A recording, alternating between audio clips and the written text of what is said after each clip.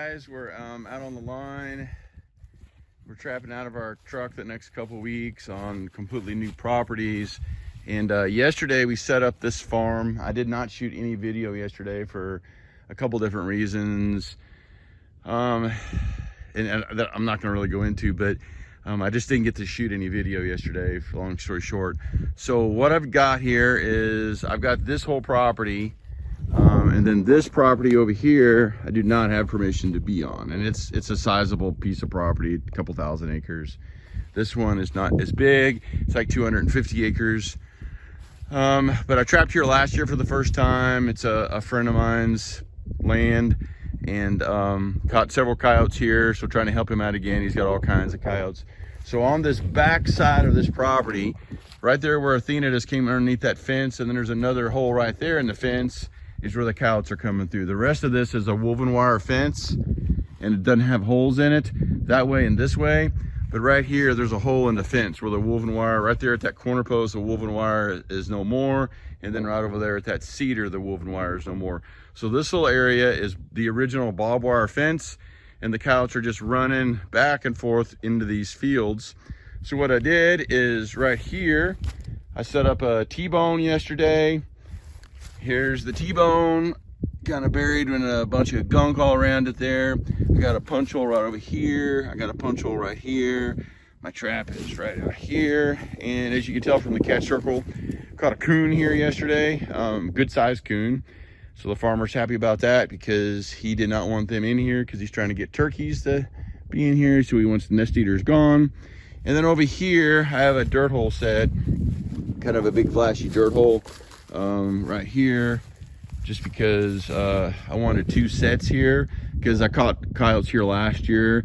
And exactly the reason I have two sets here is because I got both of these holes, and I want everything that comes through these holes to be able to have access to these sets. And as you noticed, I put the sets not right up against the fence. I put them, 20, 25 feet out from where the fence is, mainly because I want the coyote to be able to go up underneath that fence and then gather himself on the other side before he, he smells my sets and sees this disturbance. Because if you've ever seen coyotes going under a fence, they don't just like chalantly go through the fence. They go underneath the fence quickly, because when their head is down, they're going underneath that fence. They're vulnerable, so they pop that head up when they come across the fence. They start looking around, and if you try to set underneath the fence, unless you're snaring, of course, which we can't snare on a fence in Missouri, you can't. I mean, you're going to miss them. So what I do is I put them about 20, 25 feet out in front of where those places are using the fence are, and then I have much better luck. So I have a dirt hole here, I have a T-bone over there. The coyotes are also running this fence down that way, they're running down this way, and then they're running right up through the middle of this field. In fact, over there on the other side of those cows, I have a trail set that, of course, the cows got into. But so that's kind of where we are, and I'll keep chugging along, and I'll show you these other sets as we get to them, and maybe we have a cast, maybe we have something messed with, or however we go. Okay guys, I'm on a new property. Just checked this out a couple of weeks ago, actually, maybe not even that long ago. And I just came over here yesterday for the first time. And it's a pretty sizable property. I think it's like 1,100 acres, give or take. It also backs up against to a big government piece of land. So there's a lot of stuff here. I am kind of, I don't know, kind of in the middle of the property probably at this point. And what I have here is I have a 2-track that's going this way, and you can see all this tall grass and brush, and here's a bunch of tall grass and brush. And then there's a 2-track that's going this way. And then there's a 2-track that's going this way that goes out into some more fields with tall grass and stuff on each side, pretty much like this right here. So it's a perfect spot for predators. And there is coyote scat all up and down this 2-track, all over the place. So I'm gonna set several traps in this vicinity. What I did right here is, here's the 2-track, here's the 2-track. I put one right here in this little spot. And the reason I did it there is, number one, I don't want them to get run over, because there's people riding their side-by-sides through here and different things like that. And number two, that way is west, that way is north, so the wind is going to work in my favor and should put this scent right out here where I'm standing, which is in the middle of this intersection. So not only will they see this set, hopefully when they're coming by, because it's a kind of a big flashy dirt hole, but number two, they should be able to wind it pretty easily and pretty good. Only concern I have here is non-targets, but these property owners want the non-targets out of here as well. This used to be like a basically just a cattle farm, and now they're not doing that anymore, and they're basically going to turn it into this like big wildlife hunting area for them and their family, which is really cool. Super nice people. And they want turkeys back. They hardly have very many turkeys anymore. They say they see no rabbits. They have game cameras up. I think they told me, if I remember right, that they've never seen a fox on game camera, but they see coyotes all the time. And there's coyote scat all over the place here. And to my knowledge, this place has not been trapped, other than I think the landowners have put out like some live traps for some raccoons and things like that. So as far as predator trapping, it's pretty much open. So there ought to be all kinds of coyotes and cats and everything else in here to catch. So I got Athena, the trapping dog, out here with me, and she keeps finding all this scat for me. And so we're gonna keep setting this up. I think I've got 1, 2, 3. This is the 5th set I've got set on this property so far. I don't know how many I'm gonna put in, but I think it could easily hold 15, as many food plots and as many little fields and as many wooded areas there are with 2 tracks. And there's a lot of good spots here, creeks and all kinds of things. All right, sorry guys, I forgot to tell you what baits and lures and stuff I'm using. I had somebody request this the other day, and honestly, I've had probably half a dozen people request it over the last however long. And I'm just generally not in a habit of doing it, so I forgot to do it again. But I have Hiawatha Valley from Tim Caven down in the hole. I have some sheep's wool and some Violator 7. I have some red fox urine on the little backing there. And then I have a little coyote scat that I found out here. And I also put some red fox urine on that. And that's what I got. Pretty simple stuff. And just in case anybody asks, I did not, and I do not put lure like up here on this grass tuft or anything. I put my lure down in the hole, because what I find is if you put like a lure, especially anything that's skunky, up there on the top, I'll get a lot more rolls. I mean, they're just gonna roll. So that lure does not need to be up on that grass for them to smell it or for it to get in the wind. So stick it down in a hole, get it down in there, keep them critters from rolling so much, and get them to stick their nose down in that hole and then step on your trap. So what I'm doing here is I'm just running these 2 tracks, looking for sign, looking for intersections, looking for funnel points. I've got Athena out there in front of me. You can see her out there running. She finds every piece of scat, every scent post. She finds everything like that. She knows exactly what she's looking for. And she also knows she gets a little treat when she finds stuff. So right there she is marking. Probably a piece of scat. Yep, there is a piece of scat there. It's an old piece of scat, but still enough for her to mark it. So she finds all these things for me, which makes my life a little bit easier. I can spot a lot of them. I'm pretty good at spotting scat, but boy, it sure does make it easy when she finds them all for me. So there she is right there. She just makes that little stop. See how she made that little stop right there? There she is making another little stop. And there's some scat. And she made this other little stop. And there's some scat. Got run over by something, but there's some scat. So this is a good spot. We'll probably, there's some more scat right there. So we'll probably put a couple sets in right here and see how we do. All right, everybody, I'm on top of this hill here. Just to give you an idea where I am, I got this big field over here. I got this line of trees, pine trees, all kinds of different trees, kind of this edge. And there's a trail running down this edge. And this trail is running right to that corner right there. Over there is like a big food plot of like old Milo and summertime stuff. And in here is like a winter food plot for the deer.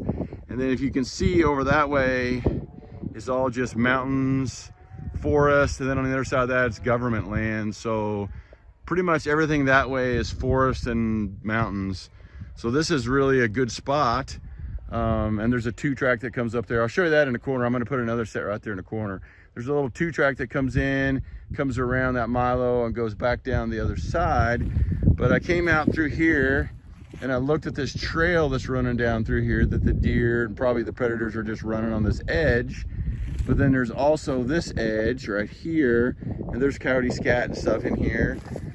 So what I did is I punched in a dirt hole right here, big, deep, kind of flashy dirt hole. I used the grass that's sitting right here as a kind of a natural thing to hopefully get the coyote to step right over there onto that. I used a couple of clods. I didn't have any more. I've been failing to pick up as much scat as I need, so as I go back down off this hill, I'm gonna pick up some more of it. So normally I like to use scat as a way to kind of have them place their feet, but here I kind of just used some dirt clods. A lot of times I don't even use, as you've seen in previous videos, a lot of times I don't even use things to help them place their feet. If you got a good set and they spend some time here, you're gonna catch them. But so this is what I got going. I used Top Dog predator bait down in the hole. I used some canine force down in the hole and some sheep's wool. I used red fox urine on the back of the hole. And then right here on the tip of this little stick, this little sticker bush that's sticking out, I put a little bit of Jeff Dunlap's his collar, what's it called now, Hellfire or whatever the heck it is. I put a little bit of that there because just that itty bitty little bit should flow all over through this field and all around through here, and so it should help a little bit. But I think we'll probably catch some critters right here in this little spot. And then like I said, we're gonna go down there in the corner and put another one on that outside edge, and I'll show you that one in a minute. All right, guys, I'm on this outside edge right here. I put a trap up there on that corner, that edge between the food plot and where the grass is. You can see here's the 2-track that runs down that way, and here's this tall grass right over here. And this like old summer, I think they had like sunflowers growing in here and all kinds of different summer blend food plot stuff. And then they have another one right over there. We're gonna go over there in just a second. But you can see right here, there's a bit of a trail that's running right down this edge that deer are clearly using, and probably predators as well, based upon the scat that's here. And then you can see right here, this is clearly a raccoon trail that's running back through there, and you can see it just keeps on going through there in the brush. They're coming through here, coming out in this field, probably going over in these food plots and whatever else they're doing.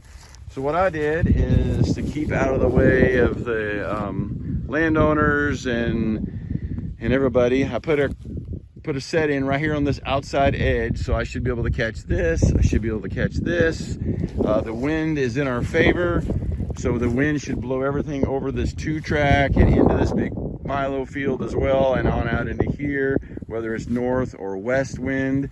And what I did is there's like this old kind of log right here, so I'm just using this old log. I threw a drag out here and threw it back up in that brush, and I'm just using this log as kind of a flat set, kind of scent post kind of set. So everything on this outside edge should come here. And there's my trap. There's the log with some piece of sage grass growing up out of there next to it. I put in a little punch hole there, a little punch hole there. And I put some K9 Force up underneath that log. I put some Blackie's Blend TKO down in one of these holes. And I put, what else did I put? Oh, I think I put some Dunlap's Coyote Death Gland or whatever that is called. The gland lure. So I got 3 different lures, and I've got bobcat urine on that log.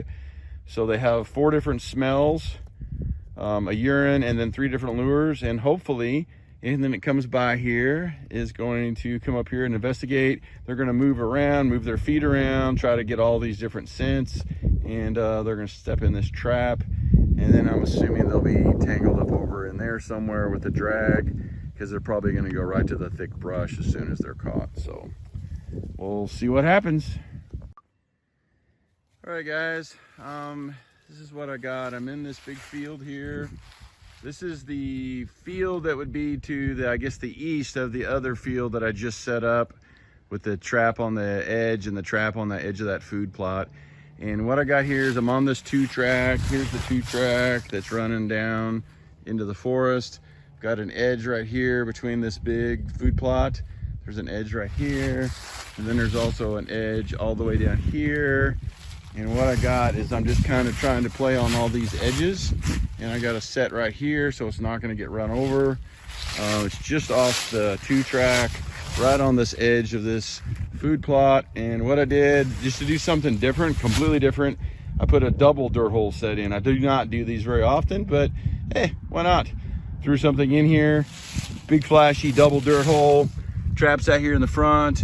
In that hole over there, I've got some Federales by Locklear, and I've got some black gold from Hoosier Trapper Supply. I've got red fox urine on the back of this hole and on the edge of this hole. And then down in that hole, I didn't put any bait or lure, but I shoved some sheep's wool down in there because I want them to have 2 holes where there's something, but I want them to have something to go after, but yet not different, so much different stuff.